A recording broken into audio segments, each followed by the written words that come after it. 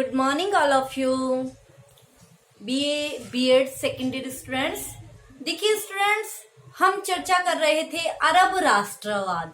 ठीक है, तो हम लोगों ने जाना था कि किस तरह जो अरब लोग थे, पश्चिमी एशिया का जो क्षेत्र था उसमें कौन कौन से देश आते थे, और हम लोगों ने ये भी जाना यहाँ कौन कौन सी विश्व की दो महत्वपूर्ण सभ्यताओं का उदय हुआ। हमने मिस्र के लोगों के बारे में जाना कि जिज्ञासु प्रवृत्ति के थे। ठीक है, आज हम लोग ये जानेंगे कि ये जो अरब के लोग थे ये किस तरह तुर्की साम्राज्य और पश्चिमी किस तरह यूरोप के देशों ने इन पर अपना प्रभुत्व स्थापित कर लिया था और किस तरह इनमें राष्ट्रीयता की भावना का उदय हुआ था। तो देखिए, अरब राष्ट्रों में जो राष्ट्रीयता का आधार था वो इस्लाम धर्म को माना जाता है। देखिए, इस्लाम धर्म ने क्या किया था, अरब प्रदेश के जो छोटे छोटे कबीलों में जो लोग संगठित रहते, जो कबीलों में लोग रहते थे, उनको एक सूत्र में क्या किया था, संगठित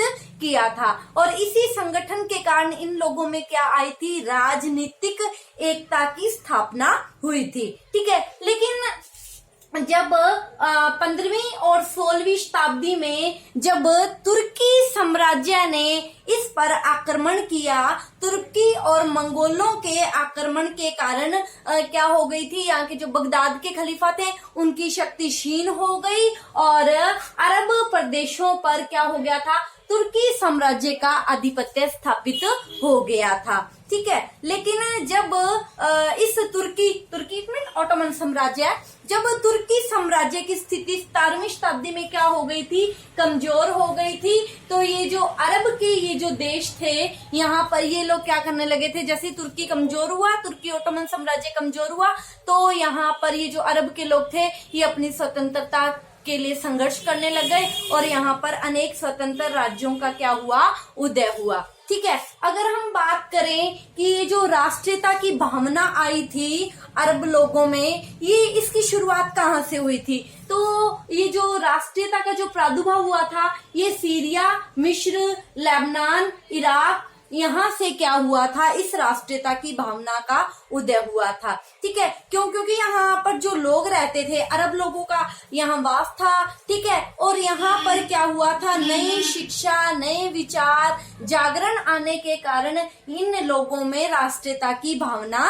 आ गई थी। ठीक है, और ये लोग क्या चाहते थे, तुर्की के सुल्तान की जो गुलामी थी इससे आजाद होकर या इसकी अधीनता से मुक्त होकर अपने स्वतंत्र राज्य की स्थापना करना चाहते थे। ठीक है, और 19वीं शताब्दी में इनका ये जो राष्ट्रीयता का आंदोलन था ये क्या हो गया था, जोर पकड़ने लग गया था। देखिए, ये जो आंदोलन जोर पकड़ने लगा था, इस आंदोलन का कारण क्या था, जैसे कि मैंने बताया कि राष्ट्रीयता का जो प्रादुर्भाव हुआ था सीरिया और लेबनान से इसकी शुरुआत हुई थी। क्यों? क्योंकि सीरिया और लेबनान में क्या हो गया था, फ्रांसीसी और अमेरिकी दो विश्वविद्यालय खुल गए थे और इस दो विश्वविद्यालयों में जो ये जो अरब के लोग पढ़ते थे, इन अरब पढ़े लिखे नव युवकों में क्या हो गया, ये जो पाश्चात्य विचारधाराओं का इनमें आगमन हुआ, नए नए इन्होंने पश्चिमी लोगों के स्वतंत्र विचारों को जाना, तो इनको ये लगा कि हम अरब के लोग, हमें कितना ज्ञान था। ठीक है, अब हमें अपने उस ज्ञान को वापस लाना है, अपने देश की उन्नति करनी है और अपने आप को क्या करवाना है, मुक्त करवाना है। ठीक है, एक और तो ये तुर्की शासक से अपने आप को मुक्त करवाना चाहते थे, आजाद करवाना चाहते थे, और दूसरी ओर जो पश्चिमी देश थे जैसे ब्रिटेन है या फ्रांस है, ठीक है, वो भी इनके आंतरिक मामलों में क्या करने लगे थे, अब हस्तक्षेप करने लग गए थे। ठीक है, तो ये पश्चिमी देशों के हस्तक्षेप से भी क्या होना चाहते थे, मुक्त होना चाहते थे, और तुर्की साम्राज्य, तुर्की जो शासक था उससे भी अपने आप को क्या करवाना चाहते थे, मुक्त करवाना चाहते थे। अतः इन्होंने पश्चिमी देशों और तुर्क शासक से अपने आप को मुक्त करवाने के लिए क्या किया था, अनेक आंदोलन चलाए थे। ठीक है, पश्चिमी एशिया के इन देशों ने क्या किया था, इनके ऊपर ये जो मतलब इनका जो शोषण हो रहा था उनके खिलाफ इन्होंने अनेक आंदोलन चलाए। तो अब ये जो आंदोलन चलाए, हम इन आंदोलनों के बारे में पढ़ेंगे। तो सबसे पहले हम बहावी आंदोलन के बारे में जानेंगे। तो देखिए बहावी आंदोलन क्या था। देखिए 15वीं और 16वीं शताब्दी में अरब प्रायद्वीप पर किसका शासन था, हम लोगों ने जाना तुर्क साम्राज्य का आधिपत्य था। ठीक है, किंतु जब तुर्कों की शक्ति क्या होने लगी थी, कमजोर होने लगी थी, तो तुर्क सूबेदार को पद से हटाकर कासिम नाम के एक व्यक्ति ने 1633 में अपनी स्वतंत्र सत्ता की स्थापना कर ली थी। ठीक है, और ये अगर हम इतिहास की बात करते हैं तो ये इतिहास में इमाम के नाम से प्रसिद्ध है। ठीक है, और यहीं से अरब प्रायद्वीप की अगर हम बात करते हैं तो यहीं से अरब प्रायद्वीप में राष्ट्रीयता जो थी इसने फुल जोर पकड़ लिया था। ठीक है, देखिए इन्हीं के शासन की अगर बात करते हैं तो इन्हीं के शासन में क्या हो गया था, 18वीं शताब्दी में एक नया संप्रदाय आया था जिस संप्रदाय को हम बहावी संप्रदाय कहते हैं। और इस बहावी संप्रदाय का जो प्रवर्तक था वो था मोहम्मद इब्न अब्दुल बहाव। ठीक है, और उसी के नाम पर ये बहावी आंदोलन पड़ा था। ठीक है, ये देखो ये जो प्रवर्तक था बहाव, इसने ये अनुभव किया था कि इस्लाम का जो वर्तमान स्वरूप है वो मोहम्मद पैगंबर साहब की शिक्षाओं से क्या हो चुका है, बहुत दूर हो चुका है। उसने ये अनुभव किया था कि जो मुसलमान है उन्होंने संतों की पूजा करनी शुरू कर दी है और कब्रों की कब्रों की यात्राएं करनी शुरू कर दी है, माला फेरना शुरू कर दिया है, मतलब उसमें मूर्ति पूजा आ गई है। ठीक है, तो ये क्या कहते थे कि इस्लाम धर्म में क्या आ गई है, गिरावट आ गई है। इसीलिए इन्होंने इस्लाम को शुद्ध और मौलिक रूप देने के लिए एक आंदोलन चलाया और यही आंदोलन किस नाम से जाना जाता है, बहावी आंदोलन के नाम से जाना जाता है। ये बहावी आंदोलन क्या हो गया, दिनों दिन प्रगति करता गया। ठीक है, और बहावी आंदोलन का ये जो नया स्वरूप था इसमें ये कहा गया था कि इस्लाम में इस्लाम के शुद्ध अस्तित्व को बनाए रखने के लिए शस्त्र भी उठा लेने चाहिए। और ये जो बहावी आंदोलन के समर्थक थे इन्होंने सियाद, इराक, मक्का, मदीना आदि पर अपना अधिकार कर लिया।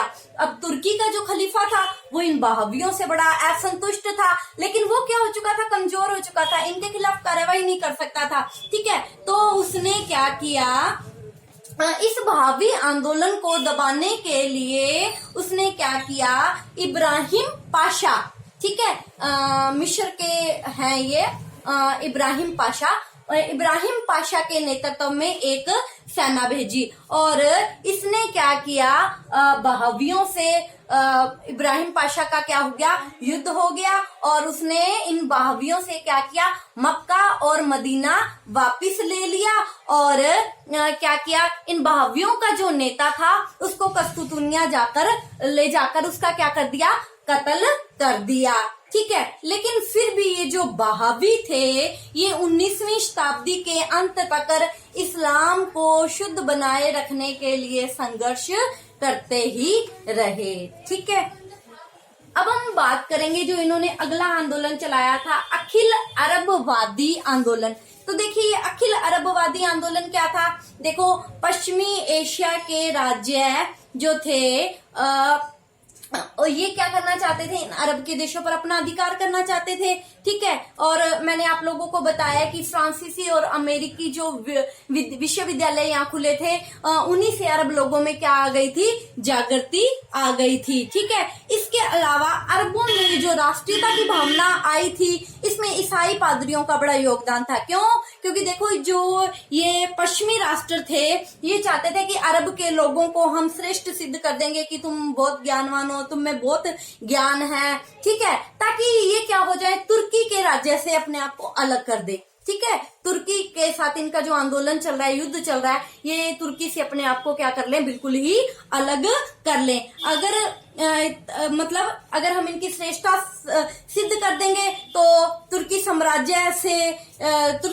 से इनका विघटन हो जाएगा। अगर इनका तुर्की से विघटन होगा, तुर्की से टूट जाएंगे, तो हम इनके साथ डायरेक्ट सीधा ही संपर्क स्थापित कर लेंगे। ठीक है, तो अमेरिका के पादरियों ने क्या किया कि अरब लोगों का जो इतिहास था, साहित्य था, उसको बढ़ावा देना शुरू कर दिया है और बाइबिल का प्रथम अरबी भाषा में अनुवाद किया गया। ठीक है, तो इस तरह से क्या हो गया कि अखिल अरबवादी आंदोलन शुरू हो गया। ये अखिल अरबवादी जो आंदोलन था ना, ये तुर्की के खिलाफ था, अपितु ये जो पश्चिमी देश भी इस पर अपना आधिपत्य स्थापित करना चाहते थे, ये उनके भी खिलाफ आंदोलन चला था। तो आगे क्या हुआ उसके बारे में हम कल की क्लास में जानेंगे। आज की क्लास के लिए इतना ही। आप इसका स्क्रीनशॉट ले लीजिए। Thank you all of you.